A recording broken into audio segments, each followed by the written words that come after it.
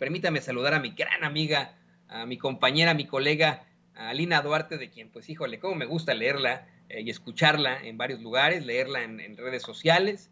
Querida Lina, ¿cómo te va? ¿Cómo has estado? Saludos hasta donde te encuentres. Hola, ¿qué tal, querido Toño? Muy buenas tardes ya a todo el auditorio de Sin Censura. Me encuentro aquí en la Ciudad de México ya después de andar por Chicago, de conocer a Ceci, de andar ahí con compañeros, compañeras sumamente valiosos, ¿no? En una tierra tan llena de historia de resistencia, tan militante, ¿no? A veces se nos olvida que en el corazón del imperio se han gestado grandes movimientos, ¿no? Que aportan mucho al resto de la humanidad. De ahí viene ese 1 de mayo tan combativo de Chicago, que curiosamente el gobierno de Estados Unidos no quiere recordar y piensa en el derecho al trabajo, en el caso de que lo piense en el mes de septiembre y no el 1 de mayo. Pero bueno, ahí estuvimos, Toño, y ahora feliz nuevamente de incorporarme desde la Ciudad de México a Sin Censura. Fíjate que cada vez que alguien me visitaba en Chicago, yo le daba un tour histórico por la ciudad a alguien que venía a otra parte. Si te hubiera tocado que yo todavía viviera por allá en Chicago, te hubiera llevado precisamente al sitio de la masacre, del incidente de Haymarket, donde precisamente Ahí surge estuve, no me lo esa perdí. lucha, los, las 8 horas diarias de los trabajadores. Y tienes toda la razón, en efecto, Chicago es uno de esos lugares que de aquí, de la Unión Americana, que se destacan por su lucha por los derechos de los trabajadores, por los derechos civiles, por los derechos fundamentales de la gente. A mí me da mucho gusto que puedas mencionar este caso. En un momento, ¿qué te parece que empezamos con ese tema en el que precisamente se cuestiona desafortunadamente la labor del periodista militante? Hablando precisamente de Chicago, mucha gente no lo sabe, pero el iniciador de ese movimiento por las 8 horas diarias, el que organizó a los trabajadores allá en Chicago hace casi 2 siglos, en el siglo XIX, imagínese usted, fue un periodista inmigrante de origen alemán llamado Albert Spies, quien, así como Alina lo hace constantemente, se reunió con los trabajadores, les habló precisamente de sus derechos y fue quien lo representó precisamente en esta represión policíaca y absoluta en ese entonces por las denuncias y las exigencias de al menos 8 horas diarias y derechos para los trabajadores. Si usted no lo sabe, antes de ese incidente, hubo una protesta muy, muy fuerte en una empacadora ahí en Chicago, que ya no existe, ¿no? Ya no existe, en la que pues hubo esquiroles y la policía disparó contra los manifestantes, contra personas que querían formar un sindicato, mató a trabajadores y esto ocasionó un descontento absoluto en la clase trabajadora. Este periodista, Albert Spies, realizaba sus publicaciones en alemán, porque en ese entonces la mayoría de los inmigrantes eran alemanes allá en Chicago y sus publicaciones eran en alemán, como aquí en Sin Censura, desde Chicago nace Sin Censura, completamente en español por parte de periodistas inmigrantes, ¿no? Eso es lo importante. Y es por eso que me llama mucho la atención. La verdad es que estos periodistas militantes de los que hablamos, querida Lina, han tenido, híjole, finales muy difíciles. Yo espero que no sea nuestra misma realidad, ahora que se habla de una transformación que no es armada. Igualmente, Ricardo Flores Magón consigue escapar de la represión de Porfirio Díaz acá al medio este de la Unión Americana, a unas 5 horas de donde me encuentro, a San Luis, Missouri, y desde ahí pues también organiza el periódico Regeneración, pero al fin y al cabo es detenido, lo traen acá a esta parte del país, ahí al estado de Kansas, donde muere en una prisión supuestamente de un ataque al corazón. El final de este periodista que le hablo yo, Albert Spies, es que fue acusado injustamente de haber provocado un bombazo ahí en la plaza de Haymarket, que ya no existe nada. Hay unos edificios muy bonitos, hay una placa, hay un monumento, pero hasta ahí no le dedican más que eso. A veces algunas personas van ahí a cantar la internacional, pero no hay de otra cosa. Y pues vamos, el final de Albert Spies es que fue ejecutado supuestamente como conspirador anarquista. Imagínese usted del asesinato de policías en el siglo XIX. La historia lo absuelve, no tanto allá en Chicago, no tanto acá en los Estados Unidos, pero creo que la historia lo absuelve. Y te quería pedir tu comentario, antes de que vayamos a la Cumbre por la Paz, querida Lina, tu comentario sobre ese periodismo militante que creo tú y yo, pues tenemos que seguir ejerciendo. Mira, Toño, pues justamente ahorita el tema que sigue es justamente esta necesidad de hilar estas tramas, estas rebeldías, estas militancias. No solo fueron uno, fueron varios los periodistas que hoy son conocidos como los mártires de Chicago.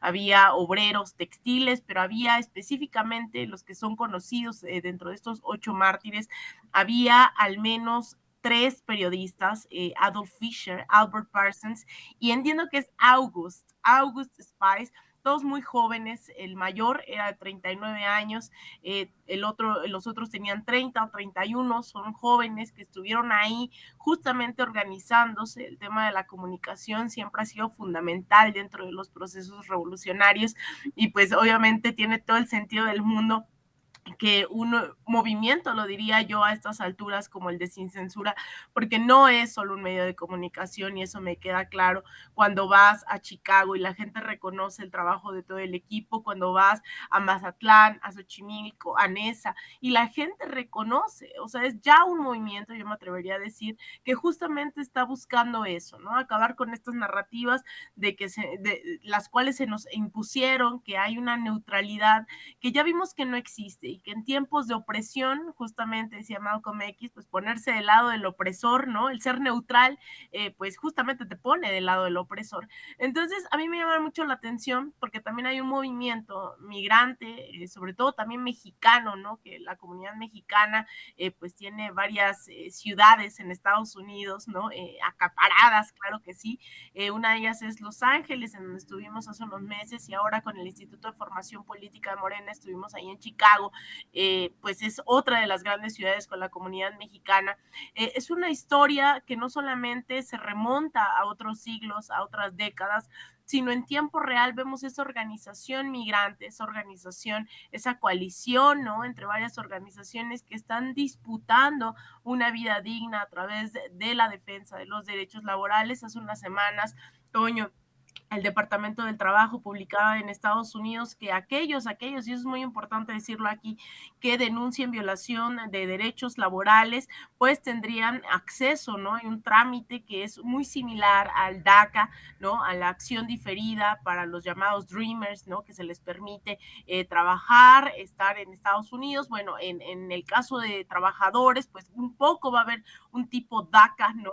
Para trabajadores migrantes, algo que me gustaría abordar después, que tenga más elementos para entrar en análisis, pero hay gente que se está organizando en ese sentido para apoyar a la comunidad migrante que quiera acceder a los beneficios de las irregularidades del contrato colectivo. E insisto, no es en cualquier ciudad. A mí me llamó mucho la atención no solo lo bonito que es Chicago, sino la gran resistencia migrante que hay organizada, porque hay migrantes por todos lados, no necesariamente estamos organizados, pero el nivel de conciencia, el nivel de debate que se tuvo este fin de semana con el instituto, con los y las asistentes, la verdad, yo quedé impresionada, quedé muy satisfecha, ¿no? Con todo lo que aprendí, con todo lo que podemos hacer, aportar, y pues ya estaremos ahí anunciando desde esta parte internacional de este proyecto que me han invitado desde el instituto, anunciaremos pues desde, a partir de cuándo estamos ya organizando encuentros híbridos, ¿no? Para dar continuidad a esta formación. Y la verdad, increíble, yo no sabía la vida de Joan Sebastián, también me enteré de la vida de Joan Sebastián, me adentré en el tema de Al Capone. La verdad es que aprendí muchísimo en esta visita en Chicago, no solo de la resistencia, que bueno, es bien conocida, es algo que me llamaba de por sí la atención, ¿no? Que quería conocer más, pero pues también hay estas historias increíbles, ¿no? De Chicago, tanto de resistencia migrante como el tema de Al Capone, el tema de hasta la vida, insisto, de Joan Sebastián, que yo no sabía que ahí había vivido varios años, ver un gran mural ahí. La verdad, yo quedé impresionada con Chicago. Espero volver pronto, Toño. Espero que vayamos juntos. Fíjate que por donde yo vivía ahí en Chicago está todavía uno de los bares más representativos, que era propiedad precisamente de Alfonso Capone, o Capone, como le dicen los estadounidenses, el Green Mill, así se llama, el Green Mill. Híjole, qué bonito lugar. Creo que la última vez que estuve en Chicago con Vicente, justo antes de la pandemia, fuimos ahí a echarnos unos drinks y hablar del futuro de Sin Censura, justo antes de la pandemia.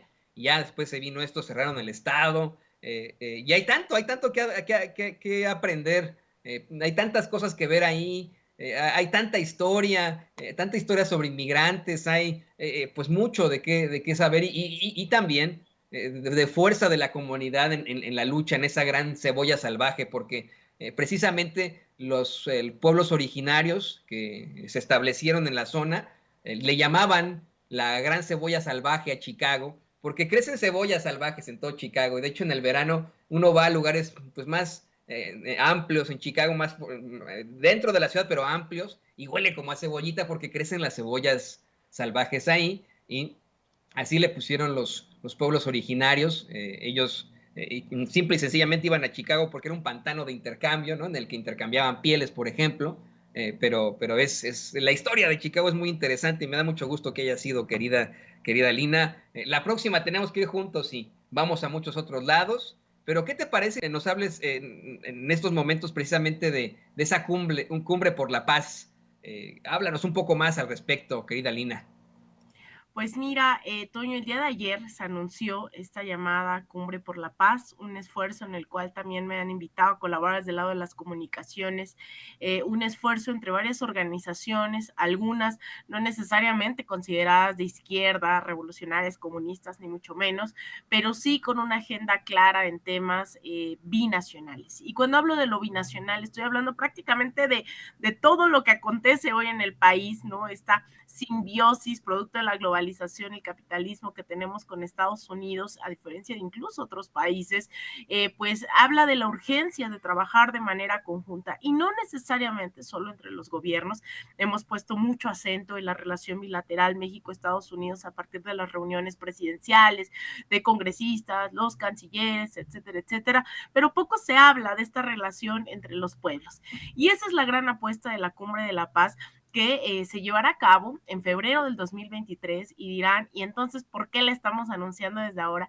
Bueno, pues porque esto se trata de un largo proceso de debate en el cual están invitados todas y todos los que nos están viendo.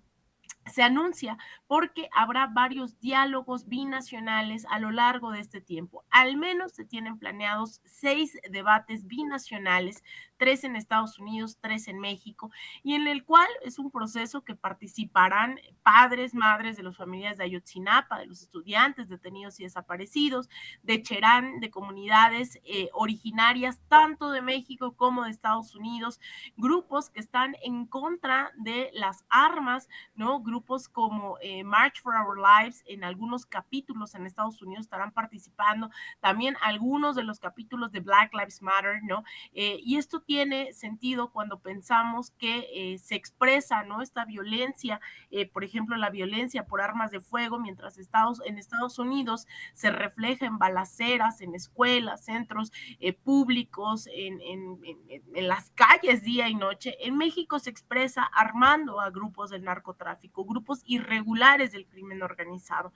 Entonces, ahí es cuando decimos tenemos que constituir una agenda binacional y por eso es el llamado a que nos sumemos a estos encuentros que, insisto, el final, ¿no? El grande va a ser en febrero en la Ciudad de México, sin embargo, estaremos anunciando, ténganlos por seguro, aquí en Sin Censura, todos estos debates les estaremos dando continuidad porque creemos que podemos organizarnos binacionalmente. Yo siempre he pensado que en general, ¿no? En todo continente siempre hay muchas cosas como organizarnos en la patria grande, contemplando al pueblo estadounidense, también es parte de esa patria grande, pero ahora también de incidir específicamente en estos dos gobiernos en todos los niveles, sea en el legislativo, en el ejecutivo, ¿no? El cómo generamos políticas públicas en beneficio de los pueblos mexicanos y estadounidenses. Tenemos ahí una parte de la declaración de Marco Castillo, de la organización, codirector de la organización Global Exchange, a ver si la tenemos por ahí,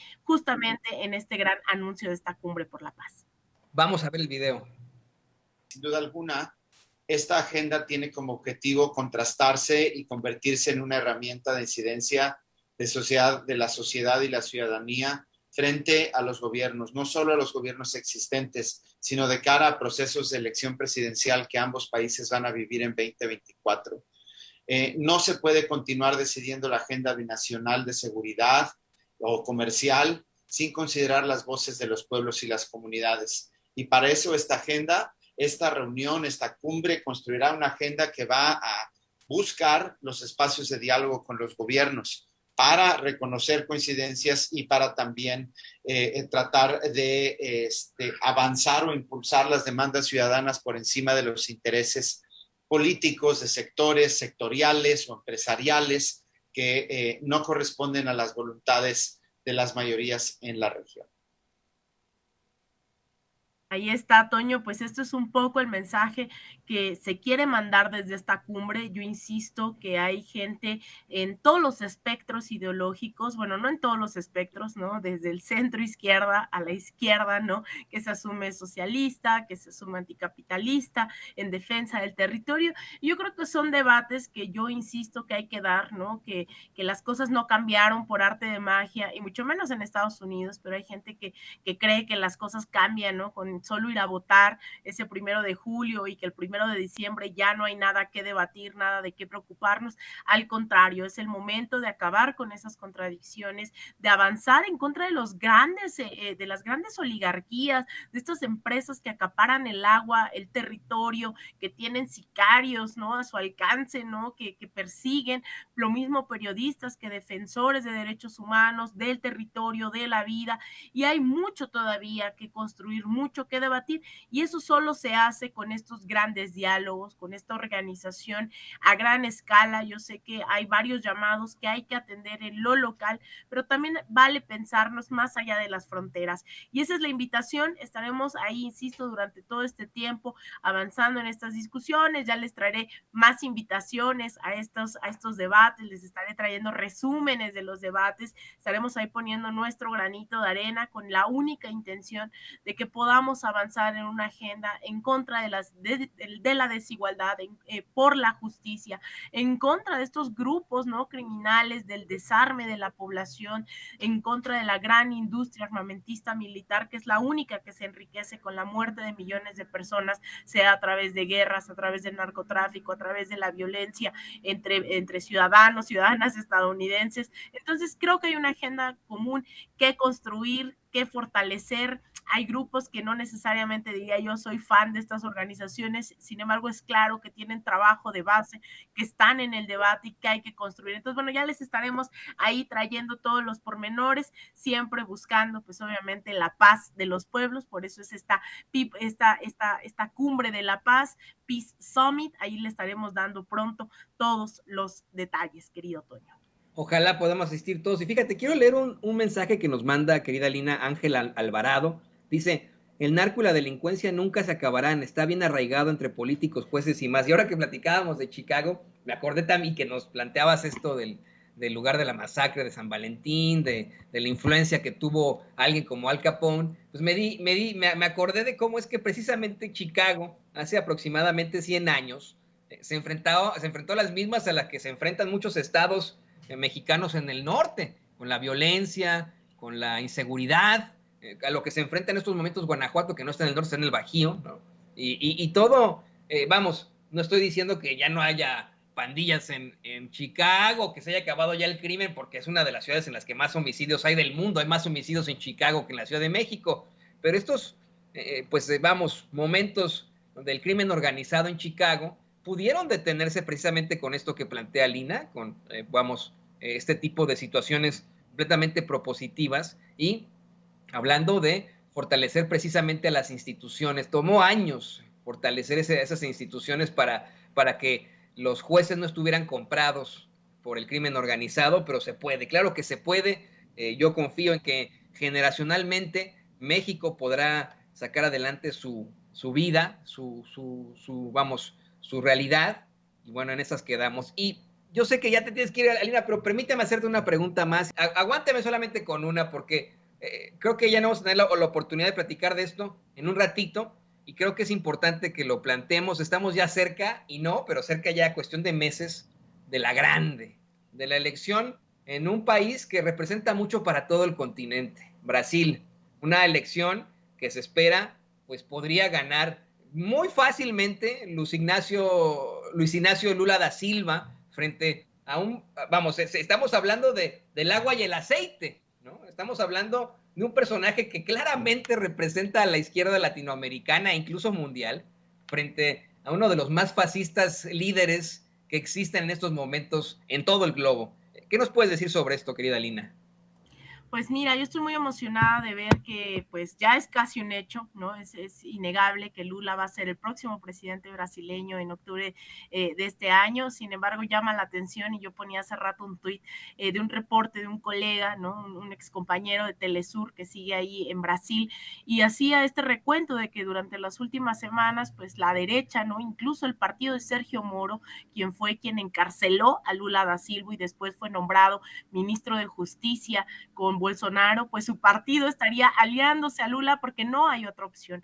La otra es Alckmin, un candidato que ha sido históricamente opositor a Lula, también no solamente va a formar parte de esta alianza, sino va a ir como candidato a la vicepresidencia junto con Lula. Es decir, el espectro no solo abarca a la centro izquierda, sino a la derecha y a la izquierda van en fórmula para que gane Lula. No sé si sea necesario o no, eso lo determinarán obviamente el Partido del Trabajo y el equipo de Lula da Silva, por qué esta alianza. Lo que sí llama la atención, y yo lo decía, es un poco poner sobre la mesa que la disputa real en el caso de Brasil no va a ser con la derecha electoral que quede fuera de este programa, sino dentro de esta alianza. Y eso me suena mucho a México, ¿no? La disputa hoy en México no es Morena contra el resto, no hay una oposición electoral, no hay un proyecto de oposición, pero sí estamos viendo a los Monreales, las disputas internas. Esa es realmente la batalla que se está dando porque la izquierda gane dentro del proyecto de nación, dentro del partido, dentro del gobierno, y un poco eso creo, ¿no? Sin adelantar, faltan meses, pero pues apostaría a que eso va a ocurrir, la disputa sin duda alguna va a ser interna entre estos grupos que históricamente han defendido los derechos de los empresarios, las oligarquías, etcétera, etcétera, contra quienes defienden pues los derechos de los trabajadores, de las clases históricamente oprimidas. Así que es bastante interesante este giro que está dando, ¿no? Esta alianza que es como aglutinar absolutamente a todos. Muchos dicen, bueno, va a llegar fuerte Lula, pues sí, pero no, eso no significa que no va a haber estas peleas internas. Vamos a ver si lo dejan gobernar, ¿no? Porque pues está a cargo de la vicepresidencia, a la derecha, con otros sectores que se están aglutinando. No obstante, debo decir que pues obviamente pues me alegra en demasía ver que un Lula da Silva, reconocido por sus programas en contra del hambre, ¿no? En Brasil, reconocidos por la ONU, por la FAO, que acabó con gran parte de la hambruna en Brasil, que tuvo programas de desarrollo social, que impulsó agendas progresistas, pues esté nuevamente en la presidencia, esté ahí en el Palacio de Palo Alto. Pues vamos a ver, ¿no? ¿Qué pasa? Sin embargo, pues me llena de felicidad saber que ya es casi inminente la victoria de un Lula da Silva. Esperemos. Yo también creo que sería una situación muy propositiva, no solo para la región, no solo para el continente, sino para el mundo. Y querida Lina, te agradezco que hayas tomado tiempo extra para platicar con nosotros, para estar aquí con nosotros como corresponsal de Sin Censura y como una amiga. Me dio mucho gusto platicar contigo. Tienes toda la razón. No era Albert Spies, era August Spies, el gran periodista que junto con otros pues organizó a los trabajadores de Chicago en el siglo XIX y que después injustamente fue calificado de un separatista, anarquista y fue ejecutado. Pero ya platicaremos de eso en algún futuro. Iremos tú y yo ahí a la plaza de Haymarket y bueno, después nos echaremos unas chelas por ahí. Pero me dio mucho gusto que estés con nosotros. Por favor, compártenos tus redes sociales para que la gente te siga, te busque en tu siguiente corresponsalía. Muchísimas gracias, querido Toño. Pues a mí me encuentran en Twitter, en @AlinaDuarte_, en Instagram _AlinaDuarte, en Facebook.com/AlinaDuarte Periodista, y claro está, me encuentran todos los días aquí en Sin Censura. Te mando un abrazo, Toño, Ceci, David, a todo el equipo de Sin Censura. Espero nos veamos pronto, sea en Kansas City, sea en Washington, sea en Chicago, pero bueno, mientras estaremos aquí reportando todos los días. Aquí tienes tu casa en Kansas City, donde también hay muchas denuncias que hacer y las hacemos constantemente. Una ciudad con mucha desigualdad, en la que hay gente muy, muy rica y gente muy, muy pobre, que está separada por una avenida que honra a un esclavista y separa la ciudad de oeste a este entre afroamericanos y caucásicos. Es verdaderamente terrible. A los mexicanos ni siquiera los consideran en Missouri, los mandan a Kansas, así que bueno, ya de eso denunciaremos en algún momento, querida Lina. Yo mientras tanto, pues te mando mi corazón, mi cariño